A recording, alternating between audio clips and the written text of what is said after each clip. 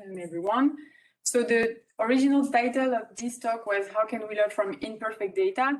And I'm actually going to be a bit more general and talk about how can we prepare data and what type of problems can arise when using real-world data and how we can still learn even though data are not perfect. So Mark mentioned data, I think 53 times in his presentation this morning in the slides. We've seen just before my talk, two talks from industrials who were also talking a lot about the importance of data and how much data they have or they need. So maybe the first thing I will do with you is to properly define what data is. So for people who already have some knowledge on machine learning, this might be too easy. For others, this might allow you to maybe see machine learning in a more concrete way. So the first type of data that we have, and which is probably the simpler one, are data who are in a tabular format. It looks like some Excel sheet. So here I took some examples. So I have medical data with one column containing the patient IDs, one column containing age of my patients, then the weights, the treatment they received, and so on and so forth. So when I have this type of data, I want to define three words which are quite important when doing machine learning. The first one is what is an observation or an example. So if you have data in the form of tabular data like here, an observation is simply a row, okay, of this tabular data. So in my case here, an observation or an example is a patient. This patient is described by multiple columns. Each of these columns is named a variable or a feature, okay? These features can be of different nature, as you can see here. And what I want to do with machine learning is to solve some task, okay? And so solving a task in machine learning means I want here, in the case of supervised learning, for instance, I want to predict one of the variables that I have, which is usually referred to as the target variables, the label, or the output of my machine learning model. So I have, for instance, here, the goal was to predict here my target is my patient sick or not sick? Is he healthy or not healthy? I could have different type of targets. I can have targets with more fine-grained. For instance, if I have only sick patients, I might be interested into predicting what type of disease they do have. So in this case, I'm switching from a binary problem to a multi-class problem. But I could also be interested into predicting here, for instance, real values instead of binary, so classes that I've seen before. So here, for instance, I want to use those data to predict the age of my patients, okay? So this is data which we like because, like Mark said, a machine learning algorithm is expecting feature vectors, okay? So for instance, here, I can almost just put this table as it is and feed it to a machine learning models. The only slight problem here will be probably the gender column, which, as you can see, is not numerical values, and machine learning models can only understand numerical values. So we'll get to this point a bit later. So this is one type of data that I can have when trying to solve a problem. Data can also have this form. So we've seen it in the previous talk, Mark also mentioned it. An image is also considered as data. In this case, each image, for instance, here referred to a patient, patient 1 and patient 2, and I still have the same type of target. I want to predict whether there is a problem with this patient, here a problem heart failure. So I have MRI image labs to do so. I said it before, algorithms, machine learning models are expecting vectors of numerical values.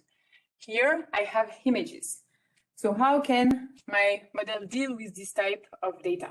Where are my variables in this case? So as a human, what you see is exactly this. Okay, if you zoom in a lot, then maybe you'll see some little square appearing, and those squares are actually pixels. Okay, so those are the smallest individual elements of an image, and they store numbers representing the intensity or the brightness of a given color at any given point in the image. So for grayscale images, which is the case here, 0, okay, is going to be for darker color, so close to black, and large number are going to be closer to 255, and this is closer to white. So essentially, to a machine, an image is simply a matrix of pixel values, and we can use these pixel values as a feature vector. So images are data because they can be interpreted like this. This is another type of data that you can find, and this is quite a common type of data also. Let's say that now I don't have my tabular variables like before, nor my images, but rather I have some reports that has been written by a doctor for patients staying at the hospital. So I have, for instance, here 3 reports, each report corresponding to patient. I could obviously have just reports without referring to specific patients. And I want still to solve the same type of problem, okay? And I want, for instance, here to, so let's say that my target is going to be to see if my patient is satisfied or not by the service that the hospital has provided. So how can I do this? Here I have text, I have words, I'm expecting numbers, okay, I'm expecting vectors. So one very simple basic thing we could do is let's just extract some keywords, so words that seems more important than others, and I'm not going to go into the details of how to do that, but we can do it in an automatic way. So I've highlighted those words in yellow here. So for instance, travel, patient, parking tickets for patient 1. Patient 2, I have highlighted anesthesia and some medical type of word. So once I've extracted those keywords, I can build something that looks a lot like the first type of data I've shown you. So I can build a table. In this case, each of my columns, so each of my variable is going to be one of the keywords that I've extracted. Each row will correspond to one report, so here to one patient. And I'm going simply to report the number of time that a given word has occurred in a report. So for instance here, trouble, okay, is a variable, and it appeared 2 times, okay, in the first report. And so I can build like this a matrix where each row is a report and each variable is a keyword that I've extracted from my document, and I can feed this to my machine learning model given, if I have a target here, okay? So this is one way, a very, very basic way of processing text. And so this is how we can see text as data for machine learning. You have many, many, many other type of data all around. And if I keep using my example of the hospital, the other type of medical information that I could have, or for instance, so this is the top left, I could have, for instance, medical prescription. So here it's a bit different from the report in the sense that it's manuscript, okay? So I cannot really so easily extract the keywords. So it's in between image and in text, okay? I first have to do some image processing to recognize the words which are written on the prescription, and then from these words, I can build the matrix that I've just shown you. Some other types that could be interesting to do from medical prescription is, for instance, to detect wrong or abnormal prescriptions. Other type of data, so still on the top, but this time on my right, you have, for instance, EGC data. So here you have data which vary according to time, okay? And so one of the specificities of this data is that there are now the variables that I'm going to extract are dependent and not independent, which was the case for most of the previous type of data we've seen. I could also use surveys. I could use like more complex type of data like networks as well. So this is just to give you an idea of what data means. But always the goal is when I have data, if it doesn't look like feature vector, then I have to find a way to transform it into feature vectors. So machine learning is all about performing a task. Could be regression, could be classification, could be clustering. And the idea is that with more experience, the machine will become better at that task with respect to some given criteria, like the accuracy, precision, recall, so anything you want depending on the task that you want to solve. So for a machine, observation means data, okay? Obviously, you need observations which are relevant to describe your task. If I want to predict if a patient is healthy, I'm not going to use as a data the number of coffee that the doctor has taken during the morning, okay? I need to focus on relevant type of data.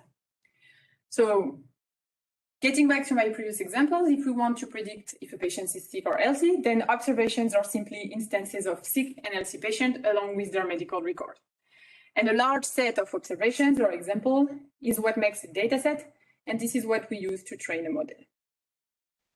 The examples that we use, and here I'm going to say some stuff that Mark already mentioned this morning. So the examples that we use are assumed to be generated through some form of data generating process. So in our example, the process is a real-world recording information about real patients and the outcomes. But in general, what we want to do is to assume that those processes are statistics and so can be described by some probability distribution. If we do know the probability distribution, then the problem is solved, okay? No matter what new patient I have, I can predict what is its probability of being sick or not sick. But most of the time, and in particular in all interesting cases, we don't have an absolute reference for what the best probability distribution actually is.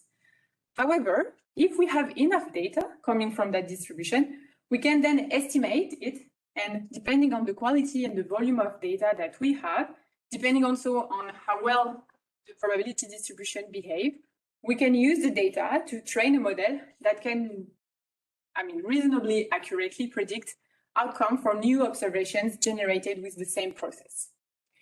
So what you need to remind about what I've just said are the words enough data, what is quality data, okay, so what is the volume that I need, and what is the quality of the data that I need to succeed, so to have a good estimation of the generative process that is behind my data.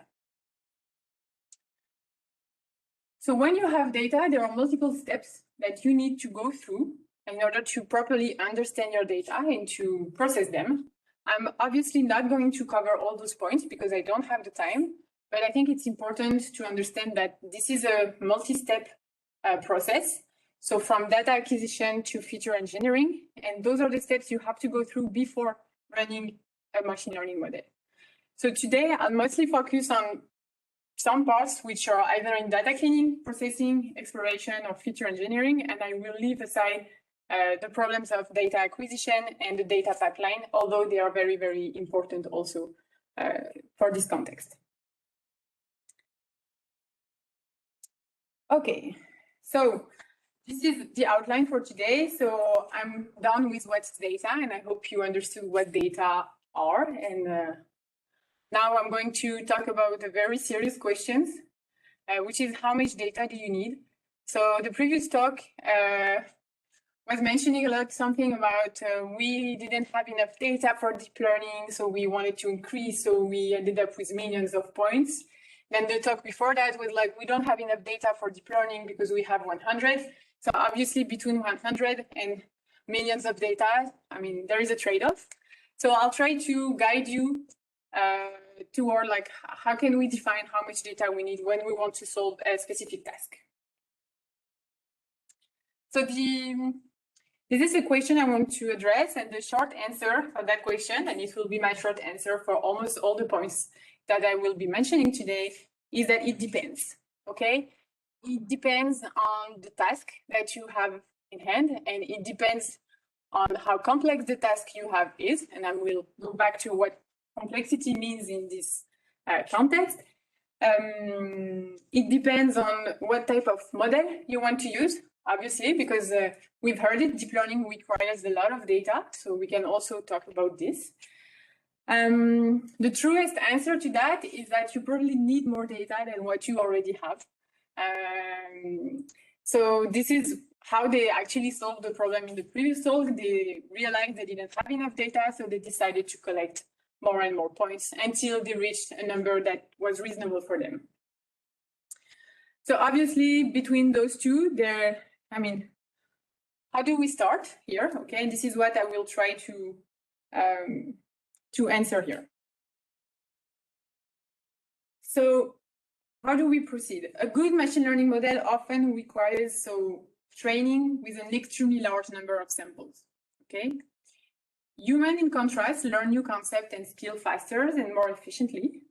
And so what you can do to start is reason by analogy. Okay, probably you want to solve a new task. Well, it seems new to you, but it has already been addressed, or some related task has been addressed. So the first thing to do is probably to go in the literature and see paper that has been published on this topic, or like blog posts, because you have many of them also now, of people who have tried to solve similar tasks. And you can see what type of data they use and how much data they needed to achieve results that are reasonable for you in terms of quality. The second and third points, I will spend a bit more time on them. You want to evaluate the complexity of your task. How difficult is my problem to solve for a machine learning model? And the last point is to evaluate the complexity of the machine learning model that you want to use. Okay? So really, the amount of data that you need depends both on the complexity of your problem and on the complexity of the chosen machine learning model. So the complexity of your problem refers to what I've mentioned before, that is the unknown underlying function that best relates your feature to the output variable. So how complex is the probability distribution that is behind my generative process? The complexity of your models, on the other hand, refers to how many knobs the machine learning algorithm is allowed to twiddle in its search for the best machine learning model. Okay?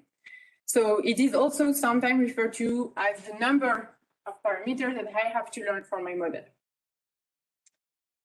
Complexity in this context is always a trade-off, meaning that allowing greater complexity means that the machine learning solution can be more accurate and precise on the data it sees, but it can also increase something that Mark mentioned this morning, which is that you're going to sacrifice some generality, and so you're going to sacrifice the generalization power of your model, probably.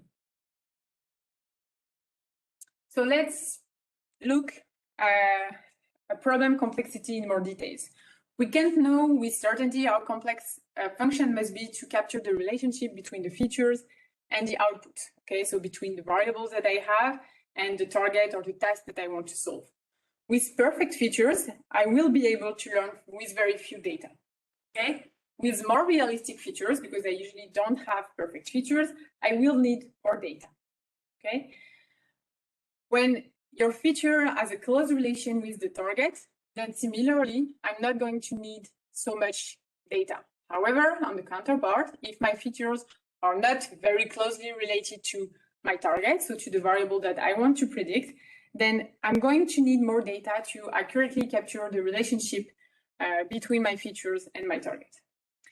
In this context, we can easily understand that if we have access to billions of data, then we don't need to worry much about feature engineering. Okay. However, if we have a limited size data set, then the features that we have really matters. Okay, because like I said, I have realistic features, and if they are not closely related to my answer, I'm going to need more learning data. So it is important for me to improve my features to get closer to the first setting where I have perfect features and features closely related to the answer. And I will also talk about this a bit later. So let's take an example. Let's assume that my task is to estimate the BMI, okay, so the body mass index. If my data is individuals described by their weights and their height, so my variables are weights and heights, then those are perfect features, okay, because the BMI formula is directly derived from those two variables. So in that case, probably with 10 patients, my machine learning model is going to understand what is the relationship between BMI, weights, and heights, and my problem is solved. However, if I don't have access to the weights and the heights, but rather to some other variables related to the individuals, like their gender, the number of calories that they eat per day, the physical activities that they have, their age, their clothing size. So some things which could help me to guess, for instance, the weight or the height, then those features can still be used eventually to predict the BMI. However, in order to derive like the relationship between these features and my target, I'm probably going to need much more patience to reach a good model, okay? because here my features are not directly related to the task at hand. So in the first setting, I need very few data. The problem is simple and my features are perfect. And in the second case, I'm going to need much more data to reach a reasonable accuracy on this task, because I have features, but they are not directly related to the task at hand. So how much data you need to learn a good model is also dependent on the algorithm that you are going to use to learn the underlying mapping function. So some families of learning algorithms allow more complex functions to be tested. So here I've opposed in a very traditional way the linear models with the nonlinear models. So linear models require less data, but the counterpart is that they can usually address less complex problems. Examples of this type of models, you have linear regression, logistic regression, some SVM, although you have also variants of SVM allowing you to do nonlinear, and some other models that Mark also mentioned this morning. So for instance, here I can see that my problem is simple. I have green point, blue point. I can simply draw a line in between, and then I'm done. I can easily predict points which are green or points which are blue. The other family of models, and this is where deep learning actually lies, are nonlinear models. So they are very interesting because they can address much more complex problems. However, you need much more data to learn efficiently this type of models. So deep learning is able to find incredibly complex functions that we can even explain. And this is why it's been so successful on many tasks. However, you need a lot of data to train them. If you try to just train a deep learning model with very few data, you're just going to get really bad results, actually. And probably even like worse results than if you simply use a linear model on the same type of data. So if I'm here, I still haven't really answered the question that was, how many data do I need? And like I said, it depends. So you can also look for statistical heuristics. Okay, so some people try to express this in terms of rules. For instance, I can decide that the number of samples, so the number of observations that I should have, should be a factor of the number of classes. So for instance, there must be X independent examples for each class for my problem to be solved. It could also be expressed as a factor of the number of input features. So for instance, there must be X% more examples than there are input features. And Mark mentioned it this morning. This is a very, very tricky point, and I will also come back to it, this notion of curse of dimensionality. Another rule that you could also try is say that, okay, and this is actually a key for deep learning, I should have a number of observations that is related to the number of parameters that my model is trying to learn. Why is this important?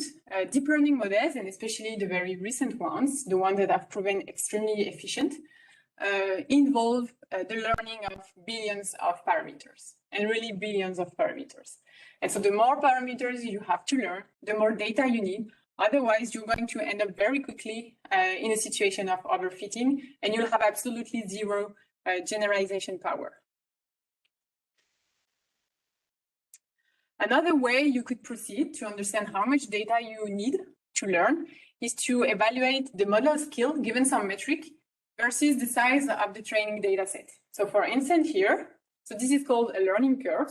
So I'm plotting, so what I call the skill, for instance, here could be the accuracy of my model or the error rate, it will be the opposite. And I can just say, okay, I'm going to take only 10 of my observation, then see what type of accuracy I can reach with this. Then I can increase progressively the number of training observations and see how these curves is actually behaving. So for instance, I have two types of curves. I can have a steep curve, means that I'm going to very quickly reach a high skill, so I don't need really more data. Okay, we can see that using approximately half of the training observations, I'm reaching, so I don't know the English word, a plateau, but like my curve is becoming constant, okay? It's not increasing anymore. And I have a second type of curve that can appear from those learning curves, which is a shallow curve. So in this case, I can see that I actually gain skill very painfully slowly. And it means that probably if there is still potential for improvements for my model, but to reach that improvement, I'm going to need more data. Okay, so this is also a way to see if the task that you're like trying to solve requires more or less data. You should, and this is also something that was mentioned before, use domain expertise, okay? And it was said in previous talks, so the transition is perfect. You need to talk with the experts in the domain of this the task that you're trying to solve, because you need a sample of the data that is representative of your problem. Okay, and this is a very key point, and this is actually where you should start, even before trying to see how much data you need. And the last thing, and this is what we can do when we don't know, is try to do what I call naive guesstimate. So you can say, oh, I need thousands of examples, no fewer than hundreds, ideally tens of hundreds of thousands for average modeling problem, and so on. And from deep learning, just say you need millions, and you should actually be good. So this is like how much data do you need? So those are just maybe guidance for you to see and to try to evaluate how much data you have, or to adapt the type of model that you're going to use depending on the task that you're trying to solve. Now, let's say that you don't have enough data. Okay, you've tried everything I said just before. You did the learning curves and you have a very bad shadow curve, so you need more data. So how do you deal with the lack of data? There are several ways you can do it. The first, and it's probably where you should start, is to adapt to the model complexity. Okay, so you can try simpler models than the one that you've tried. So if you've tried deep learning at first, then maybe you should try linear regression first, and then see if you can still get some results. Then you can also use what we call ensemble models. So for instance, I can only learn a simple model, but you've seen there are multiple simple models that exist. So you could use all of them at the same time and then make them work together to reach a better result. Now, if you really want more data, there are ways that you can somehow create data. So you have data augmentation techniques, where you're going to increase the number of observations. And this depends a lot on the domain of applications, and I will give some concrete examples after. You could also use synthetic data, and in this case, you're going to need an extra tool, which is transfer learning, and you'll have actually a good talk on that tomorrow. So you can simulate synthetic data with similar statistical properties as the data that you already have, or using a similar generative process, because like I said, we're trying to somehow approach the generative process of our data, but maybe we have already assumptions about it. Maybe I already assume that my data are generated according to some Gaussian distribution, so I can try to simulate this type of data. If I do so, then I can also try to go further and leverage existing similar relevant data or models and use them as a starting point for my problem, okay? And this is where you're going to need transfer learning. Another point I will mention here is Fuchsia Learning. So it's a much more recent domain of research. And here, they are really dedicated to build accurate machine learning models with less training data, okay? So they're only trying to build models which can capture complex relationships using complex models, but with very few training data. So I'm going to give some examples. So first for data augmentation. So for instance, let's say I have an image. So here I have a very nice dog. Then this image is one observation, but actually from this observation, I could obtain 9 other images. So 9 other observations. How can I do this? But I can just crop the image, I can zoom on the image, I can rotate the image, I can even change the color channel. So I have multiple image processing or filters that I can apply on my image, and this will create new images, okay? So from one image, I can go to 9 images. So I can multiply by 9 my training sample, okay? Obviously, when you do that, so those images are seen differently by the machine learning models, but still they are close. So you might be careful with the problem of overfitting that Mark mentioned previously. So for image, it's quite obvious how you can do it. You can also work with audio. Okay, I didn't mention it as a type of data, but for instance, I can just inject some noise, okay, in some audio signals that I've recorded. I can change the pitch and the speed. I can shift the time, okay, and this will create new and new data samples, new and new records. For text, there are also some tricks that you can use. So for instance, the bottom left is I'm going to take a sentence, then pick 2 keywords, and I'm just going to replace those keywords by synonyms. And by doing so, I'm actually creating a new sentence, so a new observation for my model to learn from. Here, obviously, the label, so the target associated, remain the same. I don't have to create that, okay? Something else that people have been doing, and maybe you've experienced that with Google Translate, when you put a sentence in Google Translate, for instance, I have no time, then you translate it to French, it will give you je n'ai pas le temps. But then if you translate back, you're actually not going to get the same sentence. Most of the time, it will also slightly change and you will have, I do not have time. Okay, so those sentences, although they are very similar, are not the same, so they can be considered as 2 different samples.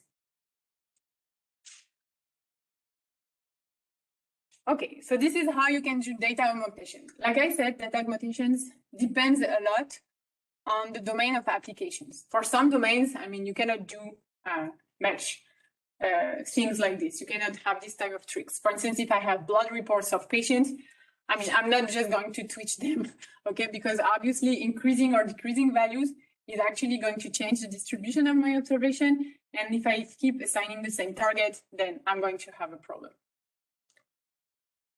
Another way to proceed is to use synthetic data and transfer learning. So you can use synthetic data to what we call pre-train the model, okay? Here, again, you need to pay attention to the potential shift that this will bring between the real generative process, the one that you are trying to approach, and the one that you've decided to use to generate the synthetic data, okay? So a way to see this is to use transfer learning. So Mark already mentioned a bit what it was in his introduction. In machine learning, you assume that you have a first task, which is usually referred to as a source task, okay? And it's the task you're trying to learn from. So for instance, here, I could train a model only on my synthetic data and consider this as my A task, okay? So the task is actually the same, but the data are different because it's synthetic data that I'm using. And then I have something called a target task, okay, which is the task where the knowledge is being transferred to. And for instance, here, I want to transfer the knowledge that I've learned on my synthetic data onto my the real learning data that I have in my hand, okay? And so you can use transfer learning to do this adaptation, okay? Another thing that you could do, and it's actually something that people do a lot when they try to work on very popular domain like image classification or text or like text data, sorry, is to use what we call pre-trained model. So like I said, Google and big companies are developing models which have billions of parameters. You cannot compete with that, and you're not going to try to train this type of models. You're going to need a lot of computer power, a lot of GPUs. But what they do is that they give you all the parameters that they've learned, and you can actually take the model out of this box and then just change the last layer to fine-tune it to your task, although it has to be related. Okay, I mean, if you're trying, if you're taking a model that has been learned to solve, I don't know, for instance, to recognize only animals, and then you're trying to apply it to recognize people in a room, then maybe you're going to have some troubles adapting, transferring. So you should also take models which have been trained on data which are close to the one that you have. If you want to know more, this is domain adaptation and transfer learning. This is tomorrow's talk of Yevgen Redko.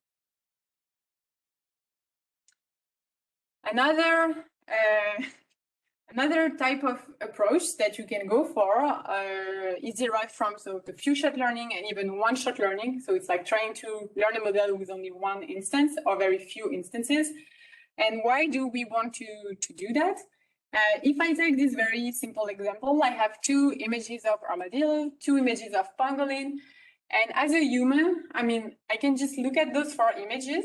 And if I'm given a new image, okay, I can, even if you've never seen an armadillo or a pangolin in your life, I'm pretty sure you can correctly guess what the query animal is in this case, okay?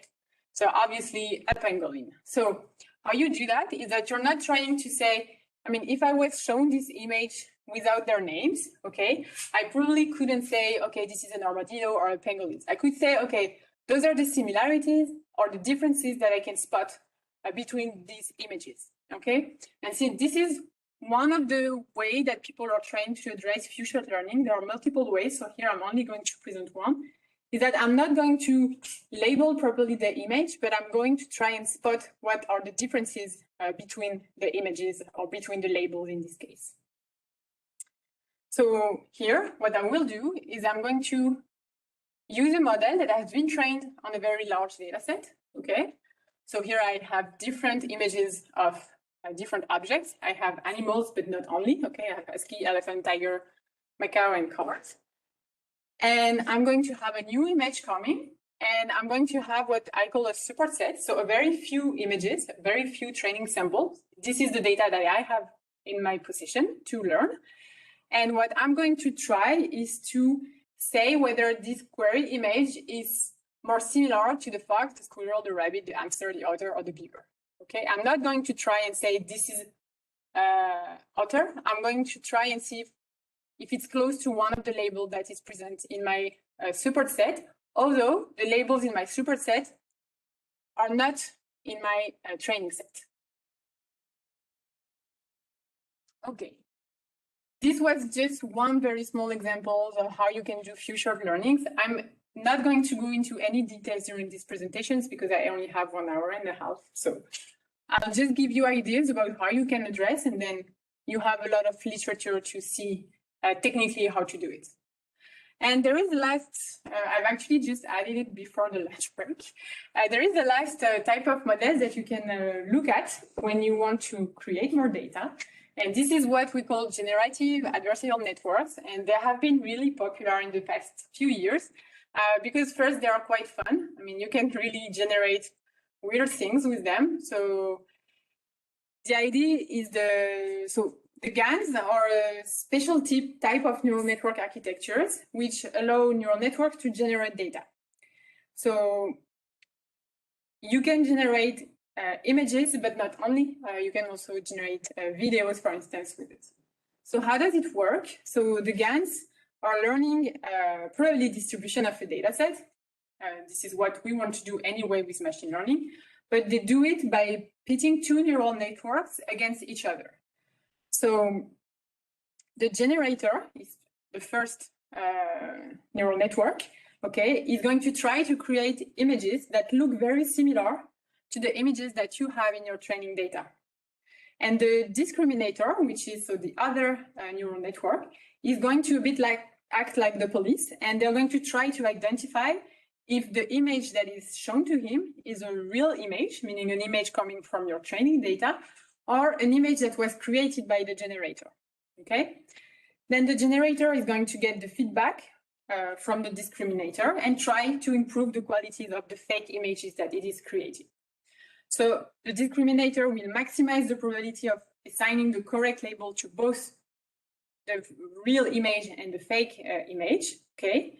So it's going to become better at differentiating between the fake and the real. And the generator is going to try to minimize the probability that the discriminator can predict if what is generated is a fake or not. So I've given you here also some examples. So for instance, on top, you have contrast CT, and every time the left column is real contrast CT images and the right columns are contrast CT which have been generated by GANs. Same for the images just below. Those are not real human beings. Okay, those are photos that have been generated by a GAN.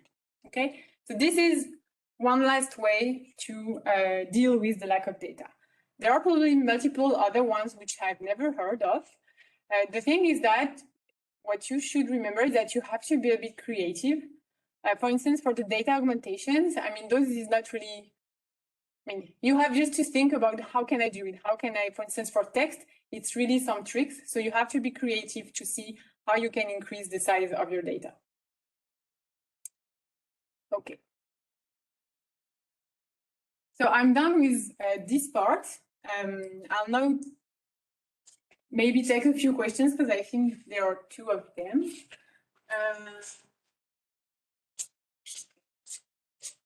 Okay. So I can see that there's a couple of questions in the chat. So the first question is from, there is not the first name, but I guess it's Thomas Grenier. And the question is, can you come back to the slide 23 and give an example of what you call the hard problem? 23? 23. I think I know where it is. Here? No. I guess. Yes. So here it's an example, okay? This is on the left what I call a simple problem, and this is on the right what I call a complex problem, in the sense that whatever is linear is usually simple for us to solve. When it's non-linear, then it becomes tricky. Example of a difficult task. For instance, we're currently working with some doctors, and they want to do some diagnosing using some images of the bottom part of your nail, okay?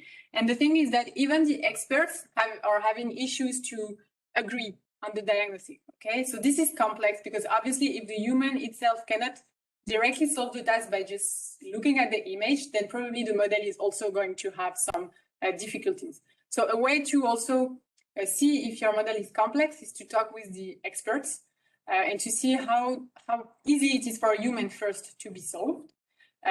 But then, obviously, if you visualize a bit your data, you can also easily understand whether your problem is going to be simple or not. But, I mean, it depends on the domain. And for me, it's always related to how easy it is for a human being. Okay, there is another question. It's a very relevant question, by the way. How to make sure that the result of your data augmentation process is representative, and it's a question from Natalia, I guess, representative of the underlying distribution, I guess. Yes, so you need to be careful because obviously when you do these things, I'm going in the wrong direction. And this is what I said, like, from one image, I could be really tempted to try and just apply a lot of different filters, and I might end up switching or shifting the probability distribution that is behind. So I need to be really careful. Usually you should not try. So for images, if you just crop or zoom, obviously you're not going to shift anything about the probability distributions, because again, if you think about what I said at the very beginning, every image is just a matrix of pixels. So if you just crop the image or move to different places of the image, then the pixel values remains intact. So you have a high probability that you're not shifting the probability distributions. However, if you do it with, for instance, noise injection in audio, then you need to be careful about the type of noise that you're injecting and to inject not too much noise. Otherwise, you're going to destroy the probability distribution that is behind. So you need to be careful, obviously, when you do that. Not such a simple problem. Okay, is there any other question? You can also ask directly your question by switching on your micro. Maybe I have one, Charlotte.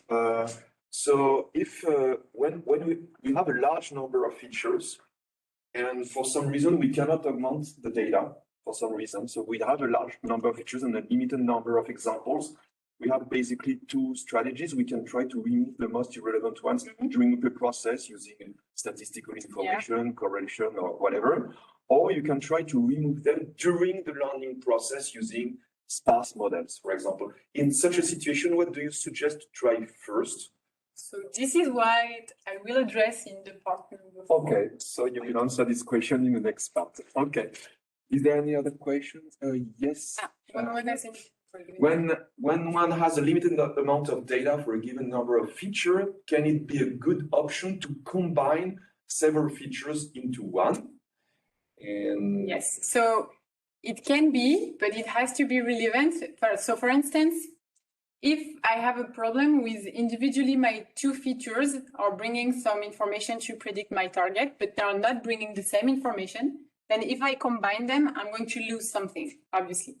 However, if I have, for instance, two features which seems correlated, and so which seems to bring the same information to predict my target, then it is actually very interesting to combine them.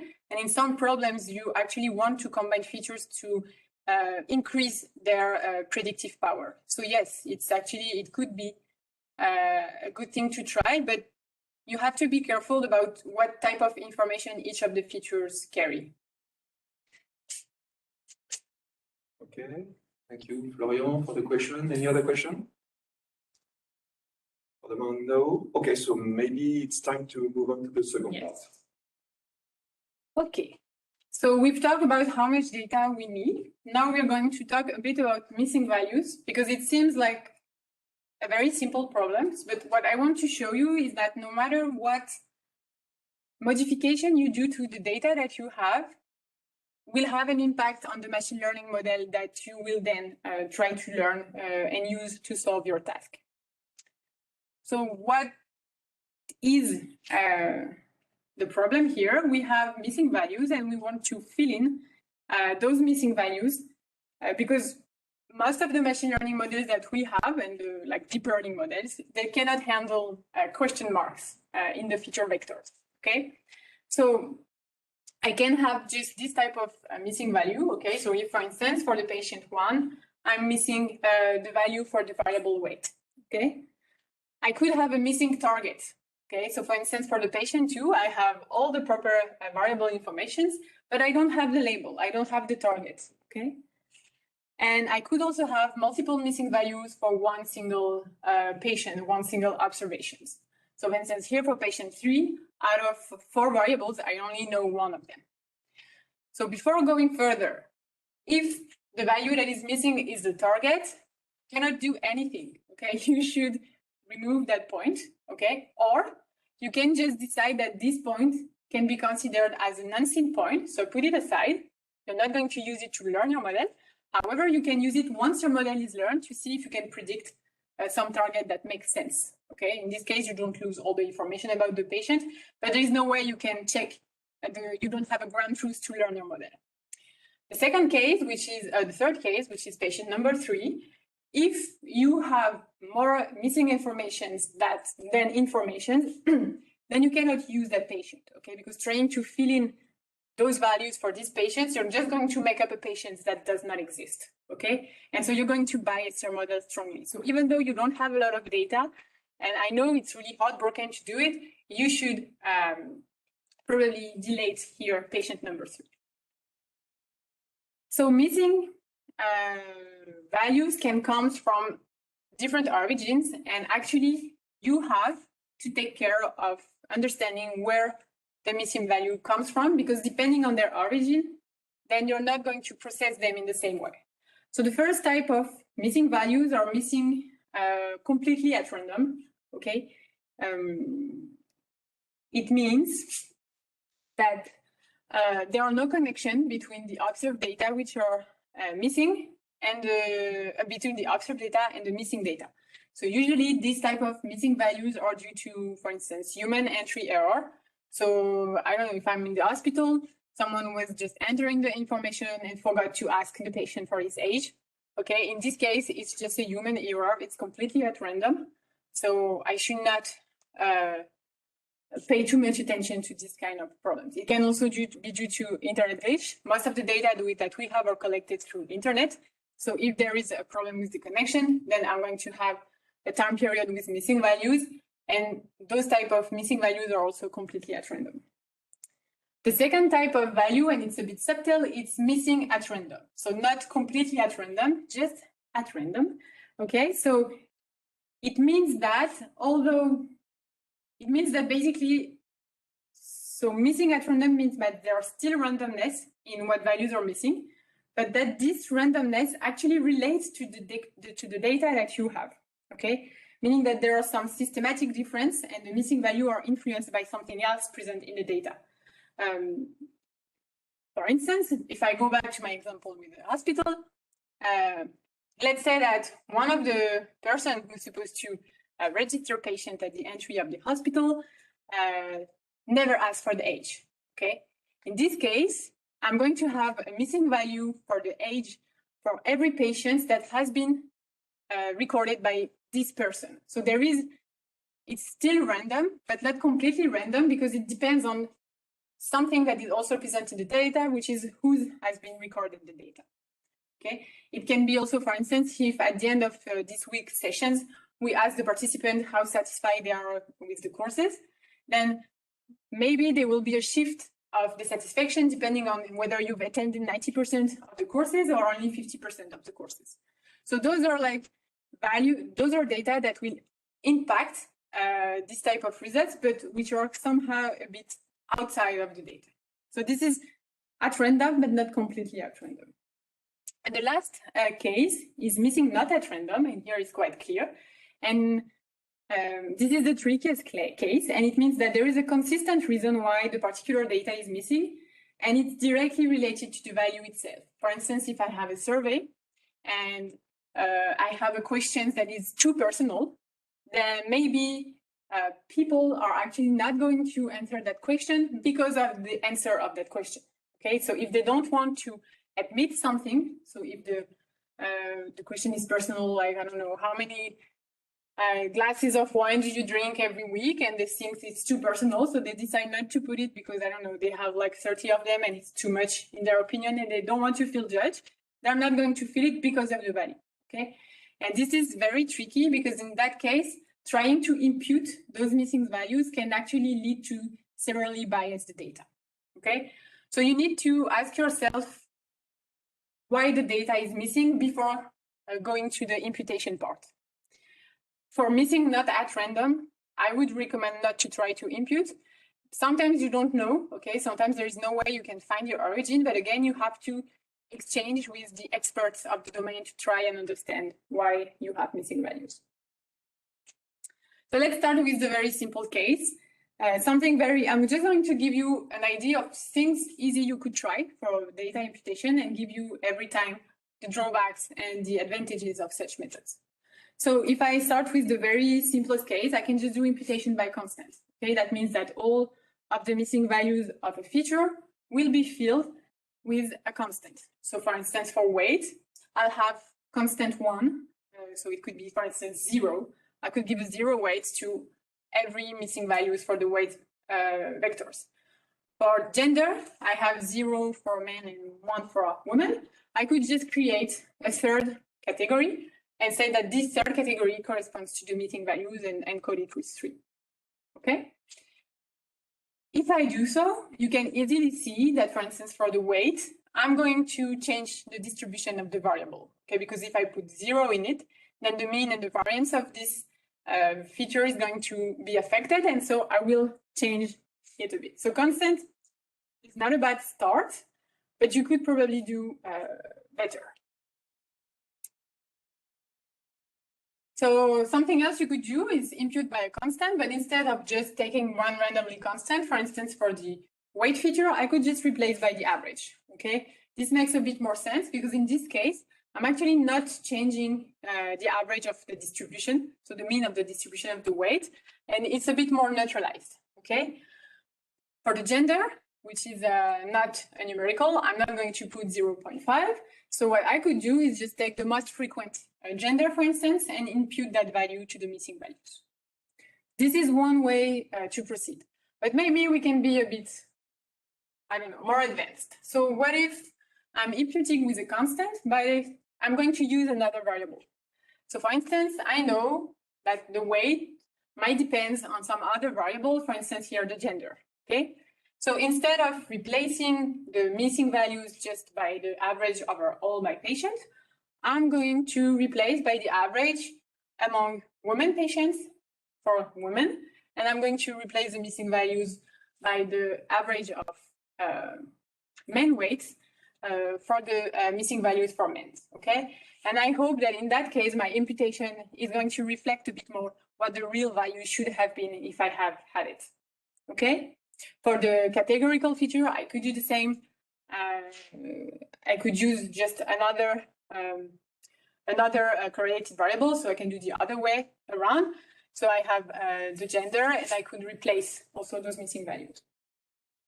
Okay, why not? So I can just put a random constant. I could use some statistical information about the variables that I have, I mean the values for the same variable that I have. I could use another variable to refine this imputation. Then why not using all the variables to refine it, okay? And let's go even further, why not using machine learning? I mean, we should use machine learning to solve problems for machine learning models. And so a very simple thing that we could think about is to use a model that Mark presented briefly, which is the K-nearest neighbors. So instead of just relying on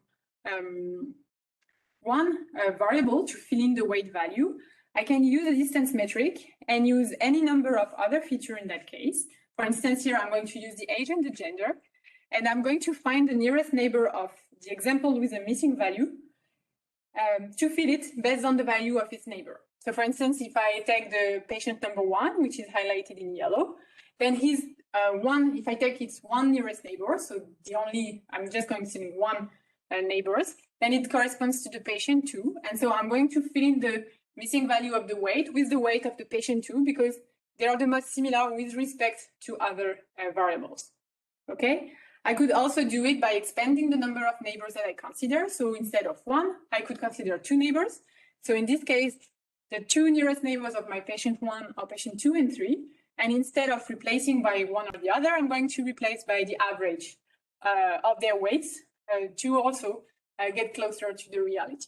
Okay. For a categorical feature, I could simply replace by, for instance, if I have 2 nearest neighbors, both have the gender 1 woman, so I will put woman. If I had, I don't know, 3 nearest neighbor, 2 women, 1 man, then I will still fill with women because I have more women than men in the neighborhood. Okay. So this is one way to do it. So with nearest neighbors, I could actually also use a regression model based on the observed feature and try to then predict the value of the unobserved feature, the missing values, okay? So the predicted value is now what we use to fill in the missing numbers. So here I'm going to use a regression model, okay? I'm going to try to predict the weights based on the age, and I'm going to use the output of this regression model to fill in missing values of the weights. The problem with these imputation techniques is that it can lead to some overestimation of the correlation between the features. Because here, if I do so, then I'm assuming that the relationship between weights and age, it can be perfectly described by a linear regression, okay? And so if I take the exact value, then I'm going to reinforce that linear correlation. So a very small variant that I could use is stochastic regression imputation. And so I'm just going to add or subtract a very small random value to the prediction of my model so that I don't reinforce too much this linear correlation between the two. Okay, in this case, I'm going to preserve somehow the variability of my data. It is still not perfect, and you have even variant of the stochastic regression imputation. I'm just here giving some examples of tools which are quite easy to understand and to use in that context. Now, we've seen methods that can be applied to IID data, okay? But what if the data are correlated? Okay, so we also have methods for the case of interdependent data. So here, if I take the example of temporal data, so the value of each data point is related to the value of previous data points, okay? And I have here missing values in a certain time range. Something very easy I could do, okay, is just to assume that the value might remain the same or closer to the value that has been recorded the last, okay? And this is what we call forward fill. And so I'm just going to assign the last value recorded to all the missing values until I have a new recorded value. I could do it backward, okay, and use the future value to fill back the previous value. I could do something a bit more advanced, but for that, I need to have some assumptions about the trend of my data. Okay, so in certain domain, we might make an assumption that a specific feature is going to be increasing or decreasing at a certain point of time. And I could use this to do linear interpolation. For instance, if I have a weather forecast, okay, if I have the temperature in the morning, then I have some missing data all along the morning. I can assume that the temperature is actually going to increase and try to do a linear interpolation between the two values that I have actually. So for instance, beginning of the afternoon and the morning one. So those are examples. Again, you have much more advanced techniques now to do it, but this is probably a good starting point. So the key points to remember for the missing data is that the method that you use depends on why the data is missing. Okay, you cannot try to fill the values if it will bring too much bias to the data. It depends also on the characteristics of the data. If you have highly skewed data, for instance, replacing by the mean is probably a very bad idea. Data imputations, no matter the origin, will always introduce some bias into your data, and you need to think about what type of bias you will have, and maybe try, for instance, to compensate when you will analyze the results of your machine learning models. It has a significant effect on the performance of your model, okay? So you also need to be aware of that. And you have, again, a lot of much more advanced techniques. Some of them, of course, based on deep learning. So I've given you here a recent one, which is GAIN. And what you can also check, and this is what I said, it depends a lot on the domain of your task. You have a lot of studies of people, so papers, where they're, okay, effect of data imputations for MRI data, effect of data imputation for EGC type of data. So you have a lot of papers like this, which are just empirical analysis, evaluations of the effect of the different techniques for imputate missing values for a specific type of data. Okay, so we already had a first question time, and I don't see any others now. So I'll keep going because I'm also a bit late. So on the importance of, Duke, no, I can't to answer very honestly your question. I haven't read the paper. I just found it yesterday. But I'll give the slides and you have the link to all the papers. But I don't know how GAIN works precisely. So now I will talk about feature engineering and the importance of feature in the process of machine learning. So I will first start by very, very basic data transformation. So a feature in my table could be of 3 different types, okay? It can be categorical, where one possible value has no consistent or defined relation to another. For instance, here the similarity between treatment A and B is the same or assumed to be the same as the similarity between treatment B and C. The second type of feature is ordinal, so it means that there are some ordering among the values of that feature, but the magnitude is not defined. Okay. The last type of data is continuous, okay? In that case, the magnitude of the difference is reflected in the values itself. Okay, ordinal, I've already done it. So for all 3 types of features, you actually need to pay attention to what you're going to do, even if it seems really basic before feeding it to a machine learning model. Continuous, it feels like it could be already fed directly. Categorical, obviously, it's not numerical, so I'm going to have to do something. And ordinal, it looks a lot like the continuous one, so maybe I don't do anything either. So let's go with very simple example and how to treat categorical features. What most of the students I've seen usually do is that they take the category and then they encode it with a number. For instance, for cat, they will give the code 1, for dog 2, for zebra 3, lion 4, armadillo is back to this presentation. I'll give the code number 5, okay? And here I am, I have numbers. I can feed that to my machine learning models. Why not? So if I do so, my machine, my model is going to see this as number and so treat it as number. And for instance, if I take, so the dog, I've assigned it the code 2, okay? If I do some simple operation, because those are numbers now, so I can do operation, and I try to add the dog with the zebra, so 2 plus 3, 2 plus 3 equals 2, 5. And so I'm basically saying to my model that a dog plus a zebra gives me an armadillo, okay? And obviously, I mean, it's not the case. You could have a lot of imagination, but this is not the case. So if I just do that, then I'm actually saying to my model that a dog plus a zebra gives me an armadillo. Another thing that I'm going to do, still in the same type of problems, is that I'm going to say that an armadillo coded with 5 and a lion coded with 4 are more similar than a dog and a cat, because if you take the difference between the codes that I've given them, it's larger for cats and lions than for armadillo and lions, okay? So if I just do that, my model is going to run perfectly, but I'm giving him really wrong information to learn from.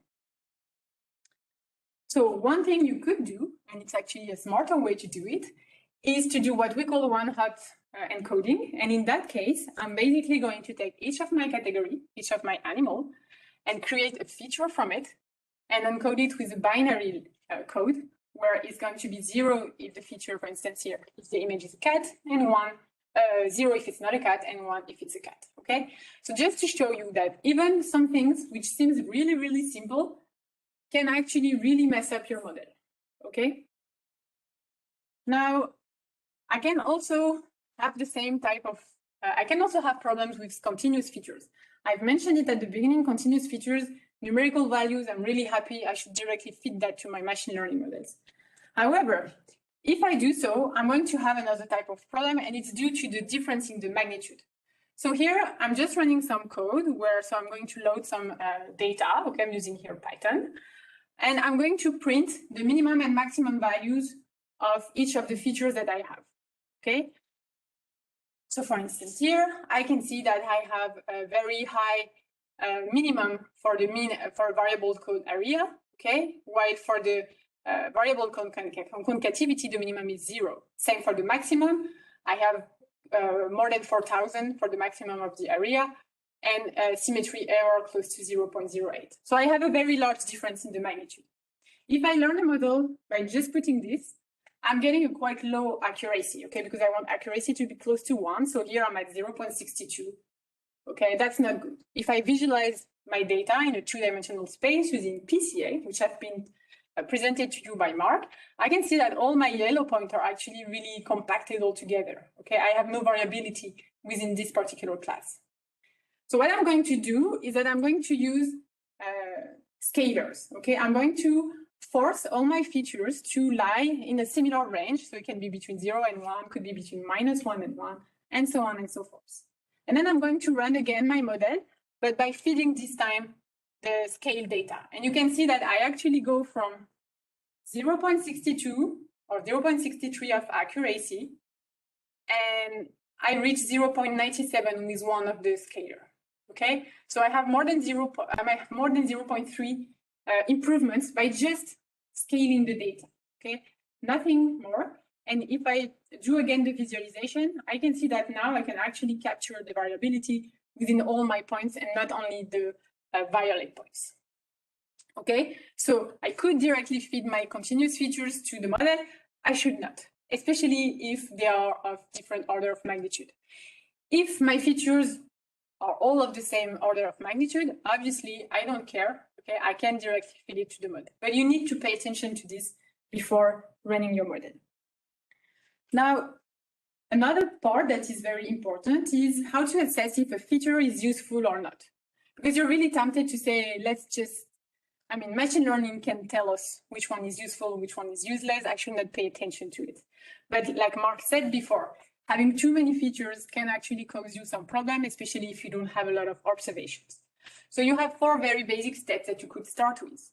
Talk to domain experts. Again, I know, I mean, you cannot just do your machine learning in your room without ever exchanging with them. And you can here try to refine the data by, for instance, asking them, like, what do they look for when they want to reach a diagnosis, okay? Obviously, this is the first step. You should also look at something we've already talked about, which is how complete the feature is. If I have too many missing values for one feature, then I should not use it, okay? Because if I do imputation on it, if I have, for instance, I don't know, more than 60% of missing values, I'm going to just create a new variable, which is probably not close to the reality. Another thing you can do, and it's actually very important in machine learning, is to check for the variance of the feature. Intuitively, variance measures how far the values of a feature spread from their average value. okay? You can also compare the number of unique values to the total number of examples, for instance, for discrete set. And this is very important. If a features take the same values for all the patients, probably it's not going to help you to discriminate between those patients, and so probably this feature is useless. Okay, and the last thing that you should probably check before doing anything is look for correlated features. And this is something that we've mentioned before.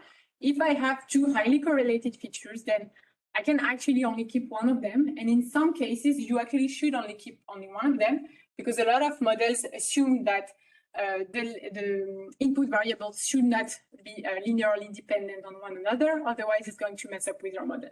Okay, so you should also check that part to see if you can remove some features which are redundant. Okay, so you've already had the talk on this, but why should we do this and how many features? So here I don't have, again, proper answers for you, but what you have to know is that as the dimensionality of the data increases, the volume of space where our data point can live also increases, okay? Each new dimension exponentially increases the amount of space that we're trying to fill with our learning data. Okay, in other words, as the dimensionality, so the number of features increases, our coverage gets more and more sparse. And if the coverage gets more and more sparse, it means that you get more, you need more and more data to cover this space, okay?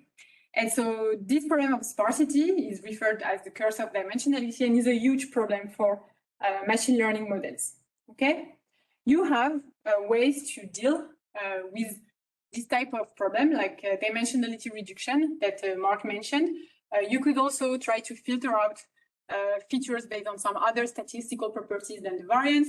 You could, while learning, try to put aside some features that you see are not actually improving, for instance, the loss that you're trying to optimize with your model. So you have multiple ways of doing it, but you should clearly do it. Don't think the more data points you have, the best, that's for sure. The more features you have is not necessarily the best, okay? You have to pay a lot of attention to it. And this is what brings me to my last point on features, is that you need to, so features are crucial to have a good learning model. You need not too many, okay, but you need enough, and you need that to be as informative as possible. So you need at one point to maybe build some features. If I go back to my image examples, I could just take the vector of my pixel values, but obviously maybe I can handcraft something a bit smarter, okay? And the first thing so you can try is to build new features from the raw data. For instance, for the image, I could try to build features which are going to encode some specific properties of my images, such as the corner or the edges, okay? This requires to spend a lot of time, okay, like really a lot of time, and to think a lot about the underlying form of the problem that you are trying to solve. When you have tabular data, this might mean to aggregate or combine features to create new features. And this is what the question that I've answered before was referring to, okay? It can also, when you have not so many features, means to split them, okay? In order to get some relevant informations. Again, like for missing values, why not using machine learning to build the features? Okay, because having good features is crucial for machine learning. So let's solve again the machine learning problem with machine learning. You have multiple ways of doing this. And the key here is obviously neural network again and deep learning. And this is one of the power of them. You've seen that we've shown you a lot of these architectures, okay, where you have so these different layers. And so the first one is the input, okay? You have one neuron for each of the features that you are feeding to the model. And then you can see that you have intermediate layers. And actually those hidden layers, intermediate, can also be seen as features which have been learned by the architecture itself, by the model itself, in order to better solve the task, okay? I'm not going to spend time on this. Again, you have to come on Thursday's course, and this is probably what Christophe will be talking about most of the time. I'm really late, but I'm almost at the end, so I'll try to go fast. I'm going to now talk about the many ways that data can go wrong, okay? And not due to you, and it's not something you can probably do about it, but still you can try to find ways to still use this data with statistical limitation. So one problem that has been a lot mentioned today, it was this morning by Mark, but also in the two previous talks, actually by the industrial, is the problem of having imbalanced data. Okay, so it's a common issue in real-world classification when the class that you care about is underrepresented. For instance, here, the vast majority of my patients are healthy ones, which is, I mean, good for them. But if my goal is to predict when a patient is sick, then my model is going to be strongly impacted by the distribution of my target class, okay? So still with this example, imagine I'm building a classification model that tries to predict whether or not someone has a rare disease, okay? If only a small percentage of the population, let's say 1%, is actually sick, so actually have the disease, then I can very easily build a highly accurate classifier. I can build a classifier that will always guess is healthy, okay? And in this case, my classifiers is going to be 99% of the time accurate. And so I'm going to be really happy with it. Obviously, I've learned nothing with this model. So it's 99% accurate and 0% useful for me, okay? As a doctor, for instance. So okay, what can I do if I have imbalanced data? I can first, and this is really what people should start with, try different evaluation metric. It was a bit mentioned previously. So in the previous talk, the evaluation was done in terms of F1 score, okay, which is another metric that is rather more appropriate when you want to evaluate the performance of a model for imbalanced data, okay?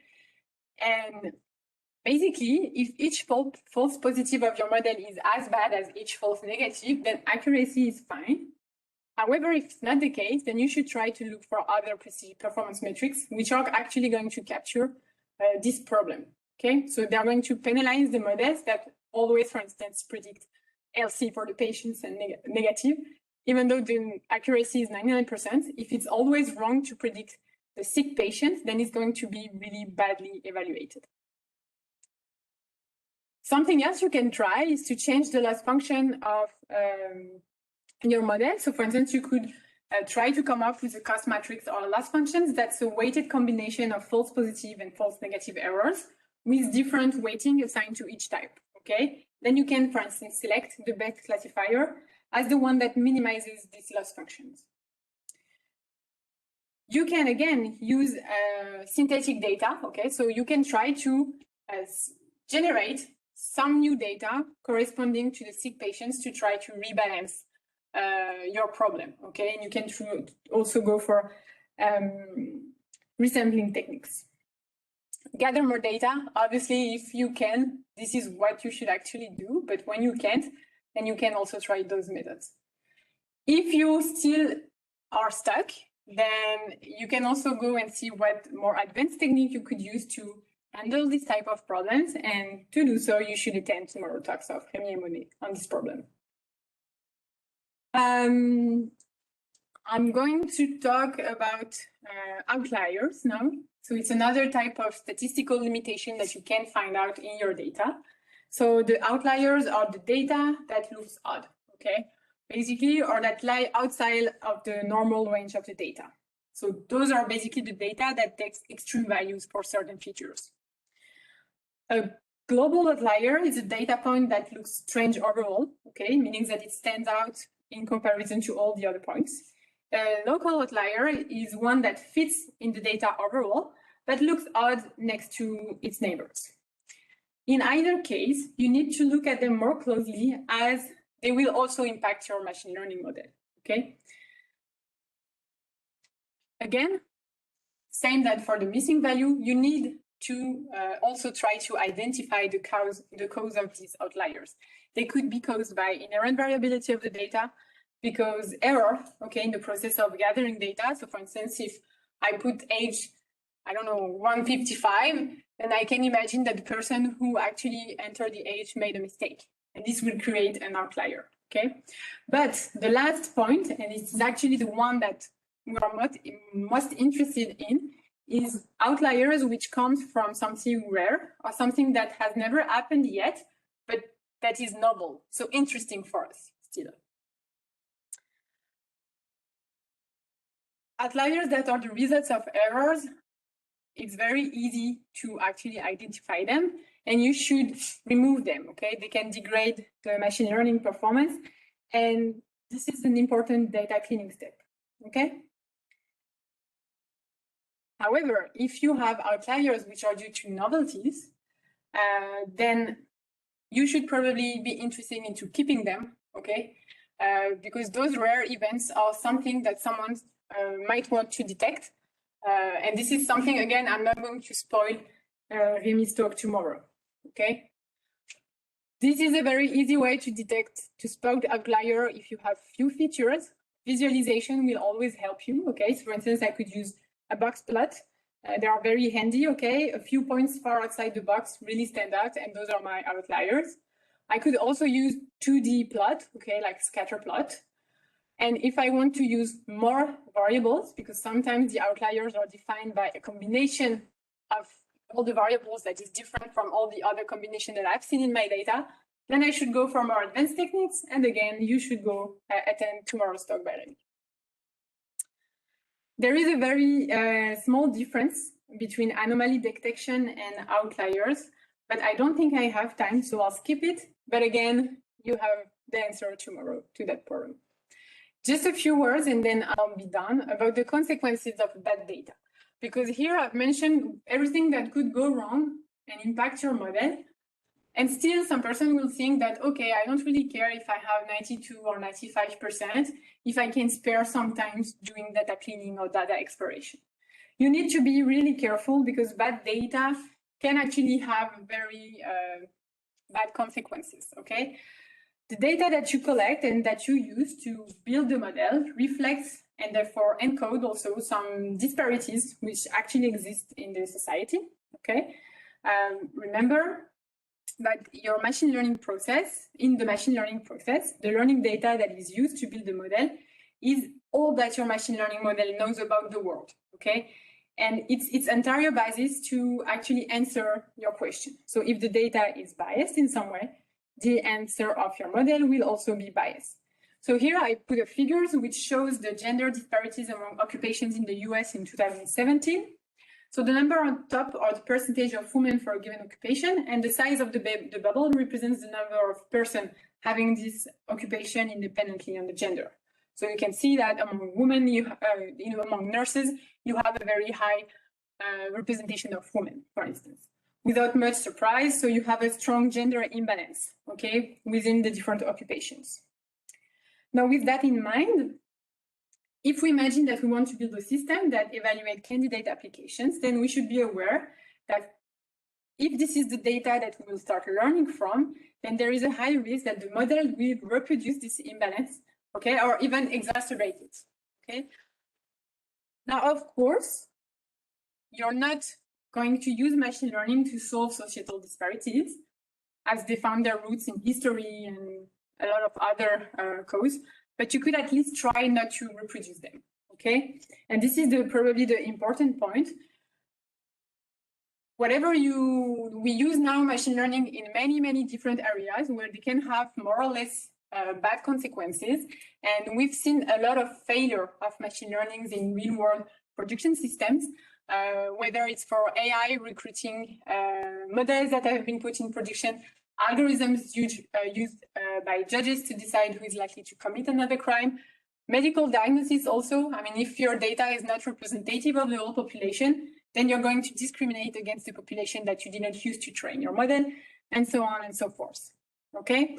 So at one point, you also need to think about this when you're building your data set, and even once you have the output of your model, you need to try and think about what are the bad effects that they could cause, and can I solve it before putting the model into production. That's my last point. It's a bit out of my talk, but there is one last question that you should ask yourself. I mean, as machine learner, every time a domain expert comes to us and say, oh, I have this data, I want to do this, can I do it? Before being very excited and say yes, you should try to ask yourself, should I try to solve this task? Okay, is it ethically okay to try and solve this task? You should also ask yourself whether the data that you're manipulating are sensitive, and if you're like respecting the law. And this is something that was also mentioned in a Mark talk. There are no regulations, and so you should also pay attention to those. So this is my take-home message, which I'll let you read as I take the questions. But what you should recall is that no matter what you do, it depends on the data, on the task, and on what you want to do with the model that you learn in the end. Okay, I've put some references and I'm done, so I'll put it. Okay. I'm done. Thank you very much, Charlotte. So before the questions, maybe we can upload. You have a tool in WebEx, yeah? Okay. Thank you very much. So there is so first of all, what I would like to say is that the main conclusion of this talk is that you cannot take an off-the-shelf machine learning algorithm to take your data and feed your data to the model and press the button. Actually, you cannot do it. I mean, you can, but you should. You will face problems. You will have to face problems, and Charlotte, I guess, answers many questions on how to address the main issues you can face when you deal with real data. So there are some questions. The first one is a remark from Guillaume. I don't know if you want to comment. Garbage in implies garbage out, which means that if I have like biased data, I should remove it. I think that's what it means. It seems easy. It's not that easy, but it's clearly what we should do. So yeah, I plus one this comment. There is another question about you partially already answered this question. So I don't know if you found. So I work with a lot with data from mechanical tests, precisely strain and stress, which have numerical value in very different scales. Okay, so details about feature scaling. So I've shown a very quick videos where I was actually trying 3 different methods. I think there are many more than this. Which one you should try depends on the distribution that you have. Basically, if I have a very skewed distributions, okay, then I'm going to want to use a robust feature scaling that is less sensitive to outliers. Because, for instance, if I have extreme values and I take, I don't know, like the normal standardizer scalar, so minus mean divided by the standard deviation, then if it's very skewed, then my scaling is also going to be strongly impacted by this. However, if I use a robust scalar, which is based on the median and quartiles, I'm going to minimize this problem. Another thing to take into account is whether your features take negative values or not. If I have features with only positive values from the beginning, then I can just use the same scaling techniques to all of them. For instance, just the min-max, which is the easiest one. And all my features are going to lie in 0, 1, but then I'm going to lose this notion of negative points. So depending on what your features look like, what their distributions look like, so you should clearly visualize their distributions, then you can try multiple type of scalars, and each of them will probably lead to a different result for your machine learning model. And this is what I've shown. I've tried 3 of them, and I was having 3 different results. I think I was having 0.97, 0.95, and 0.92, depending on the scalar. There is another question. I don't know if you... Do you include the data quality when enhancing the model accuracy? Those are 2 different things. I hope I understood the questions. Data quality is something you should ensure before running machine learning. And then you have the machine learning models accuracy, which strongly depends on the data quality, but those are 2 different things. You don't assess the data quality with the model accuracy. Basically, that's my answer. I don't know if that was the question exactly.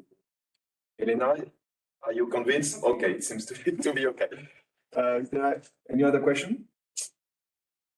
Okay, I don't see other questions. So we are a bit late. So thank you again, Charlotte, for this nice talk. We have 10-minute break before the next session, which is the pitch session chaired by François Jacquenet. So you can take a coffee and see you in 10 minutes. Thank you very much. Thank you.